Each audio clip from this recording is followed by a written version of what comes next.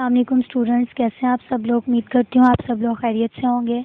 मैं आपकी maths teacher miss रिदा, class 6। आज हम लोगों ने अपना लेक्चर नंबर 15 स्टार्ट करना है। लेक्चर नंबर 15 के अंदर हमारी जो एक्सरसाइज है 12.2 उसकी डेफिनेशंस हैं, उसमें कुछ एरिया और वॉल्यूम्स के फार्मूलाज अप्लाई करने हैं। तो वो आज हम सीखेंगे कि हमने किस तरीके से उसको अप्लाई करना है। जब हम लोग किसी भी चीज़ का एरिया या वॉल्यूम निकालते हैं 2 डायमेंशन का, तो उसमें सिर्फ लेंथ एंड ब्रेथ आती है। तो इसीलिए हम उस पर सेम फार्मूला अप्लाई नहीं कर सकते जो 3 डायमेंशन में होता है। 3 डायमेंशन में हाइट भी आ जाती है। 3 डायमेंशन की मैंने आपको शेप बताई थी, कुछ इस तरीके से हो सकती है, या अपने घर की आप वॉल्स को भी दे सकते हैं, वो 3 डायमेंशन ही शो करती है। इसके अलावा ब्रिक्स होती हैं, टी बॉक्सेस होते हैं और बहुत सी चीज़ें होती हैं। वो can not calculate the area in two, ये जो है इसको हम 2 डायमेंशन के थ्रू इसके एरिया को फाइंड नहीं कर सकते, क्योंकि ये है ही 3 डायमेंशनल।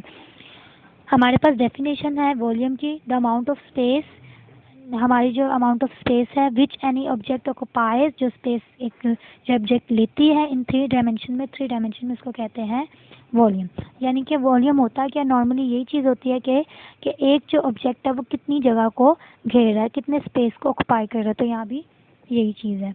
यूनिट जो होता है वॉल्यूम का वो फिक्स होता है, क्यूबिक में ही होता है।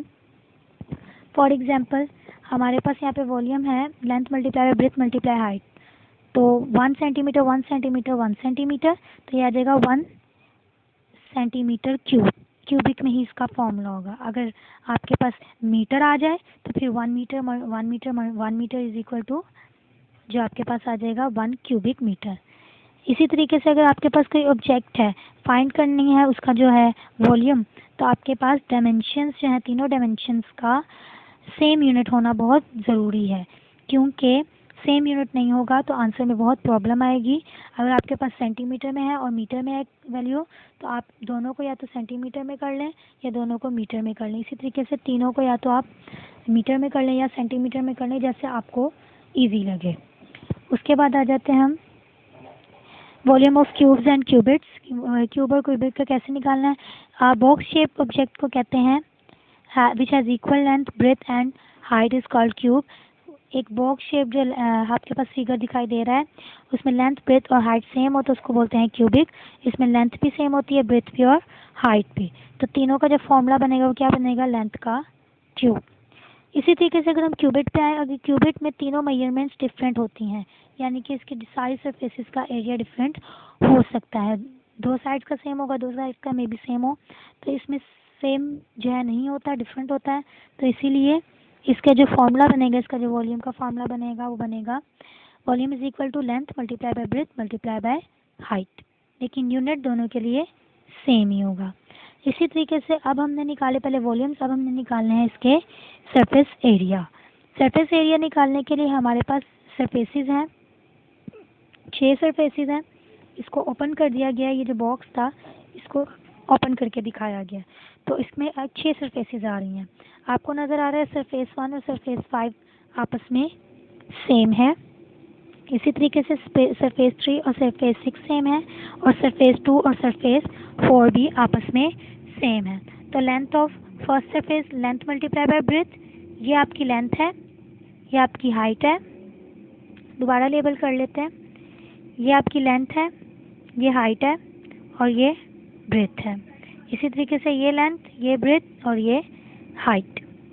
जो आपका स्मॉल एरिया होता है ना, जिसमें कवरिंग का डिस्टेंस होता है, वो आपका जो होता है ना आपका वो आ जाता है, डिफरेंट ब्रेथ्स आ जाती हैं।